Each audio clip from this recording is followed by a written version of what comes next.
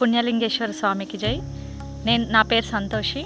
నేను దిల్షుక్నగర్ నుంచి వచ్చాను. ఇక్కడ జ్యోతిర్లింగాలు ఉన్నాయని కొత్తగా ఏర్పడింది అనేసి యూట్యూబ్లో చూసి వచ్చామన్నమాట. ఇక్కడికి వచ్చాక చాలా బాగుంది. అసలుకి ఎక్కడ మేము వెళ్ళలేని వాళ్ళు, వెళ్ళడానికి వీలు కాని వాళ్ళు ఇక్కడ ఒకటేసారి అన్ని జ్యోతిర్లింగాలను దర్శనం చేసుకోవచ్చు. అంతా చాలా బాగుంది. పెద్ద వెంచర్లో ఇది ఏర్పాటు చేశారు.